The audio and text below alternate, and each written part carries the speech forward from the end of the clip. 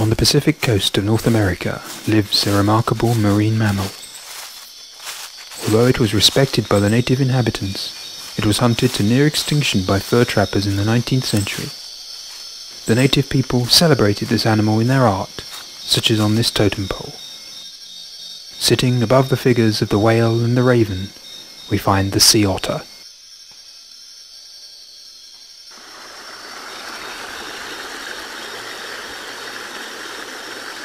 In the icy waters of Alaska, the sea otter lives with eagles, bears and salmon in pristine wilderness.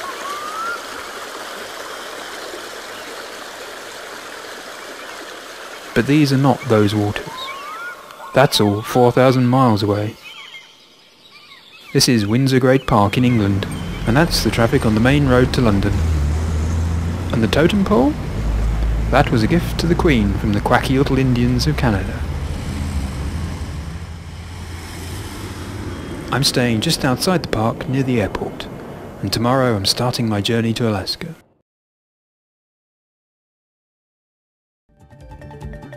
I'm spending 10 days in Alaska doing scientific fieldwork for an Earthwatch project.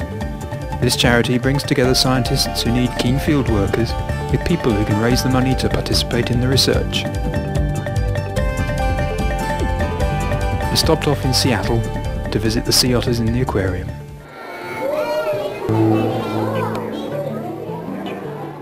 These intelligent, playful and indeed cute animals were hunted almost to extinction in the 18th and 19th century and then suffered from the modern peril of oil spills in the 20th. Now they are an endangered species protected by law. Sea otters aren't closely related to river otters. They're the smallest truly marine mammal and rarely venture onto land. Before we got in the way, they were found all over the northern Pacific, from California up to Alaska and down to Japan. Now there are just small populations on the eastern coast of Russia and the west coast of North America.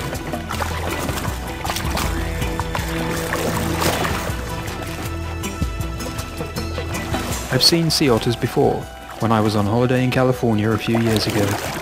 I'd never heard of them, I knew nothing, but I found out more about them and decided I would return one day, not as a tourist, but to give something back and to work with them. The Earthwatch project let me fulfill that ambition.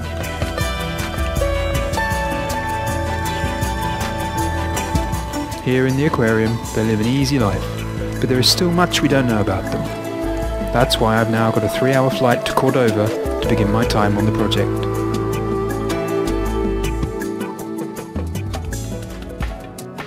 The flight to Cordova Airport makes me realise what a wilderness I'm heading into, with mountains leading off to the horizon.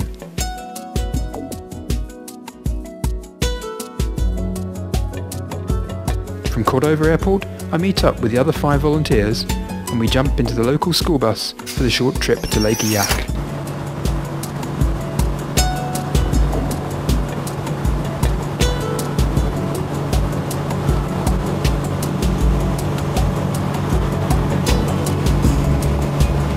The camp where we're staying is only accessible by boat or float plane, so it's full power across the lake as we head over the harbour and out across Prince William Sound to Alice Cove.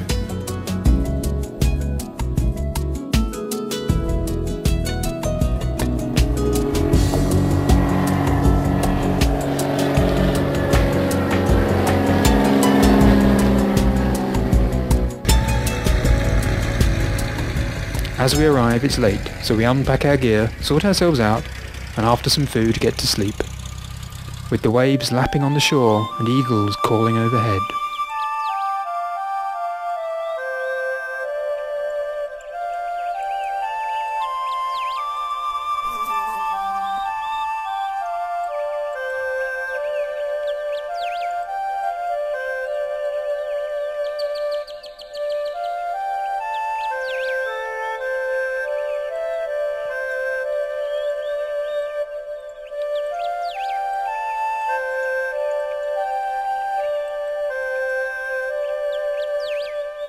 The next morning, we're up bright and early.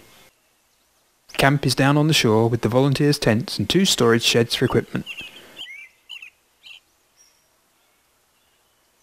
Jim and Bruce are in the blue tent, and I'm in the big tent with the other 3 volunteers. They're all girls. Sometimes it's a tough job being an Earthwatch volunteer. Let's take a look inside. Who lives in a house like this? Yes, this is home for 10 days.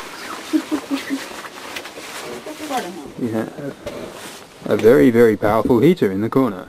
It's our bathroom. With cold running water. With otters playing in the cove alongside the tents, it's time to get on with the work.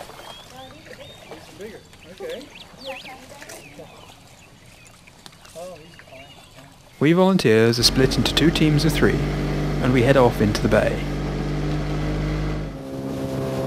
Our team are taking photographs of otters for identification studies. Randall is taking us to the head of Simpson Bay, and there are otters all along the way.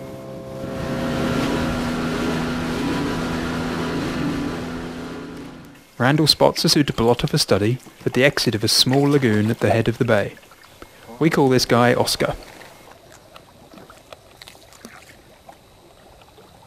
The plan for this part of the research is to be able to identify otters from photographs. Randall is taking high-quality images of the otter to go into a database, so if we encounter Oscar again, we'll know who it is. This way we can learn about how the otters move around and what their range is. We're also logging what Oscar is eating. It seems he's mainly feeding on mussels here. He dives, comes up with several at a time under his arms. He eats them at the surface, crunching the shells noisily. Lacking the blubber that other marine mammals have, the sea otter relies on its dense, thick fur to keep it warm. Even so, it still has to eat up to 1/4 of its body weight per day. We time his dives and record all the data on paper for later analysis. After a while, we leave Oscar to his dinner and head home for some of our own. Back at camp, food is served in Fred's cabin just up from the shore, constructed by Fred and his father some years ago from timber cut on site. Randall is busy with data analysis on the computer. Everyone else is sitting around relaxing and enjoying the view through the big windows.